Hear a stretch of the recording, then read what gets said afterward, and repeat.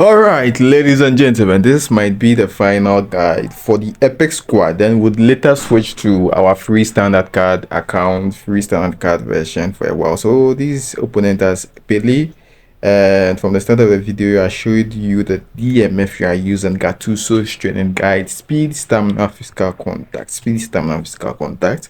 So let's see whether we can handle Pele in our 5-1-6-1-1-3 formation.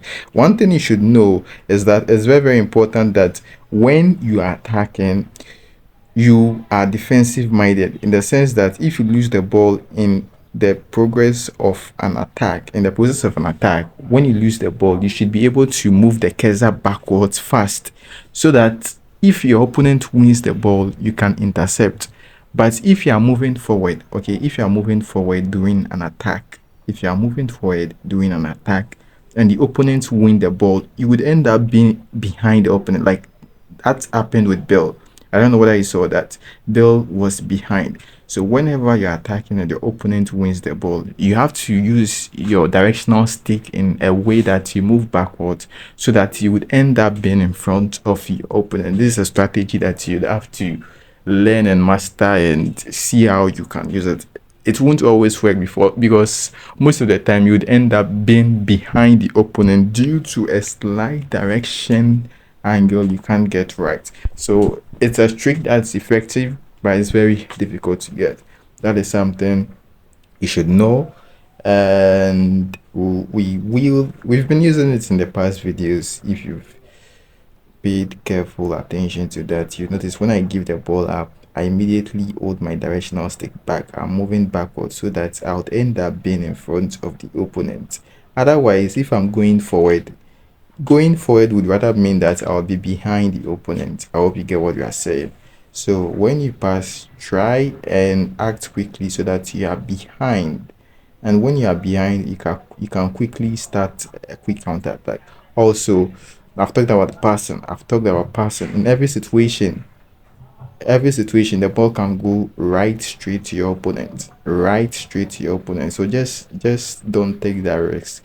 When you are very certain that the risk is worth taking, and then you take the risk, usually when you're in front of an attack, then you can give the truth pass. By the back, there is always a chance that the pass would go to your opponent, unless you can, not unless you can, even when you are doing the ball control, when you want to ball control with your defender at the back, there is something also controlling you. So you just take all of that into factor. Yeah, I can give a true pass. I can also take the risk and give a true pass. Yeah, it went to the opponent. Fair enough.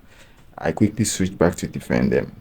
Okay, so you have to take the risk at good times. And Pele, not so much so far. And our GK, as I've said, GK, GK needs some GK awareness though, but I can still use auto train, GK awareness and GK awareness and catching. I've tried a goalkeeper with 69 GK awareness.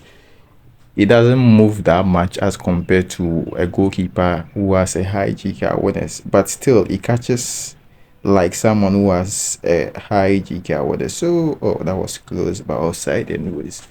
So GK awareness like 80 is okay. You don't need too much GK awareness. It doesn't really help in catching, but it helps in the goalkeeper's movement. Sometimes cry the goalkeeper will be stupid. And after that, you can use catching, parrying and reach doesn't matter a lot.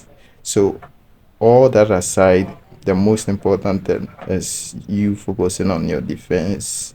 Whether you're defending right, you should be fine. So as a 23rd minute, and my net hasn't been smooth for a while this match. Yeah, there is one thing you should know too. Whenever you're using your matchup, the game can still control you. Like you want to move forward, the game would be sending you back. Just take note of that. It's something that is there. Whenever you're using your matchup, take note of that. But like the matchup is very easy, but certain things like the internet make it difficult. You have to get the direction right, and when you're going to get the direction right, something like it keeps changing where you should be going. So right now, I have to be patient. It's just about getting the matchup right. Just about getting the right. You shouldn't rush. If you rush forward enough, you just forget the whole thing about direction, about getting the direction right. The entire thing about getting the direction right. And uh, first half done. Opponent one win. Let's see if Pele can get him. His first one win. Move backwards, and as I've said, even when you're using your matchup right, the game can move you in stupid ways. It's something that is there. You are using your matchup right, but still the game can move you stupid and certain. Usually when the match starts to lag, you'd see you want to move in a certain situation. So yeah, I used my matchup right. I tried to get the angle right, and boom. So when I give the ball to Bill, I didn't quickly try to move forward. I moved Bill backward so that when opponent won the ball, I can use my matchup to go and win the ball backwards. This is a trick that is very, very effective. Now move backwards, and you would see what I meant by this matchup. Then see, I'm moving. The matchup is moving me backwards instead of moving me forward. You see what I mean?